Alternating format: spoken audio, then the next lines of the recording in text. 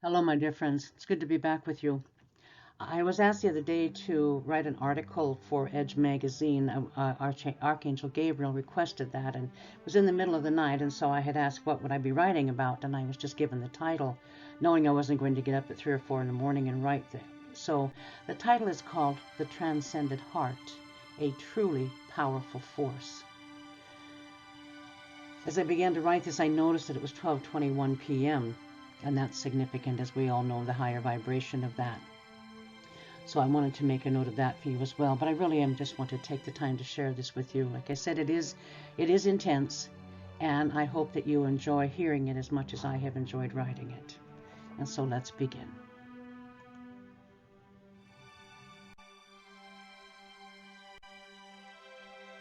The magnificence of a heart that has been transformed from an embittered state to one of grace and gratitude is a wonderful story to behold. Within the world of this planet, there are so many who have felt judged and punished their whole lives. Those precious souls are feeling the disparity of kindness to some and malice toward another. The shapes of things to come are so very different in the manner that the human heart or soul can be transformed when the heart is open to a new story or a glorious paradigm that has yet to be experienced by the wounded soldier who is here on earth at this time. Malice and judgment are transformable as well when the heart of the hater is awakened to the love it has so desired. Love is not an emotion to be manipulated, but an energy to be employed and exploited to soften the hard-hearted and assuage the sorrowful. Love is the most powerful force in the universe. Indeed, it has no equal in transformational powers, and it is the catalyst that is missing in so many human fields today. History has brought mankind to a crossroads. The direction taken by each soul will impact the future, and if too few have awakened, then the results could lead to dire consequences. And yet, man has had plenty of time to conform to a softer and kinder approach of fairness and equality, and still the universe waits for radical changes in humankind's systematic limiting of the new processes required to succeed in the purpose of the galaxy. The purpose is, of course, to ascend to a greater victory over the darkness in the ether and atmosphere. All around the universe is a stillness in anticipation of the message being heard. The silence is deafening in the minds of the enlightened. It rumbles through the streets at night and vibrates in the ears of those who are still asleep. It is shaking the planet and tearing at the raiments of the masses who still cannot allow love to lift them up. It thunders through the night sky and flashes in angry processions of warnings to those who cannot see the flashes. Blind in their own malfeasance, they stumble in the darkness still. So be it then that those who cannot and were not meant to relish the energy of loving kindness and the joy it brings, they will continue to try to keep the status quo in a way they can feel empowered. Balance in the universe as a law of polarity requires that the weak and feeble-minded remain in darkness. In the darkness they create for themselves, while those who love freely and without complaint will balance their darkness with light. Be advised that the light is not sufficient to quell the darkness, and many are fooled into thinking they are shining sufficiently to illumine the darkness with the new truth. And yet the untranscended heart that is love based upon emotions is not sufficient to the task. The untranscended heart is too weak to survive the battle. Belief in something greater than oneself will only hold the darkness at bay for a little while longer.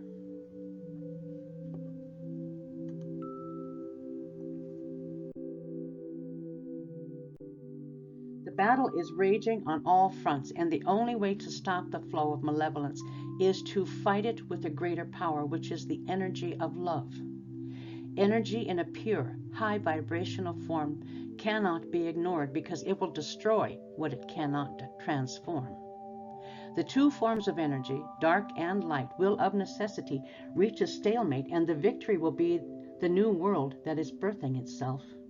You feel the contractions and you hear the cries of the planet. It is in labor and can no longer be dormant and silent, for its creator insists it mature to a higher state of being.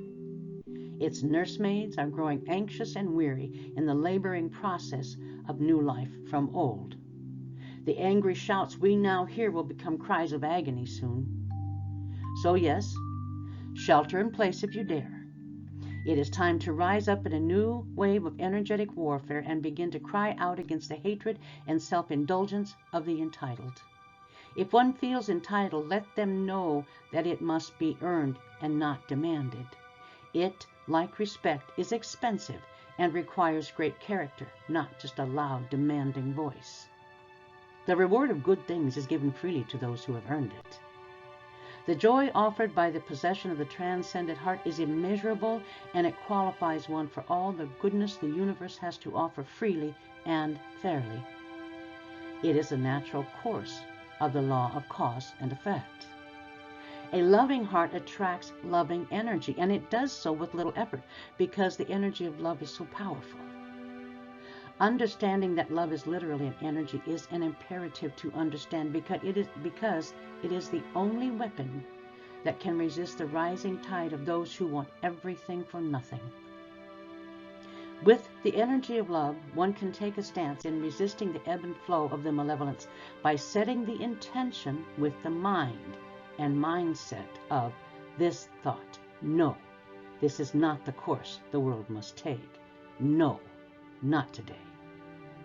It is too minimal to simply accept the darkness, as it uses love against the loving to manipulate them into thinking if they truly were love, they would accept the rubbish being shouted in the streets. The dark ones sigh. If the loving were loving, they would give to those who demand the benefits of light when they dwell in the darkness. I offer this thought for consideration of the enlightened. Your generosity will not save them. It may feed their belly, but will only make them crave more. The gathering of souls is complete, and now is the time for reconciliation for the mistakes that have been made in the past. It must not come at the enslavement of the light keepers. It must come by doing battle in the energy fields that always surround us, and with the help of warriors who support us on the other side. The angels who protect us are asking us to join the fight and to learn to use energy as the only weapon that can save us. We must empower each other with thought energy and intentions and resist the dark energy that is consuming our world. If you do not know how to fight with your thoughts, ask your angels to teach you. They have been waiting for the opportunity a very long time. And that is the end of the message that Gabriel gave me. And I know that it may sound as if the enlightened are able to do this very easily. And in fact, we are. And that's the key. We are able to do this by simply sending the thought intentions into that. We won't be fooled into being manipulated to say, if you truly were loving, you would put up with this. If you truly were loving, you would just love us more. If you truly were loving, you would make everything okay for us. Even though they know they dwell in darkness and intend to stay there. So we can do all we can just by sitting in, if you do it in a meditational form, but sending your thoughts out into the universe that no, not today. We're not going to sit by and let those who believe that they're entitled to everything for nothing take everything that they don't deserve. And you fight with love, but not the type that's an emotional love. It is an extremely strong energy. You're going to send it out in a field from your thought process. And with practice, it gets easier and easier.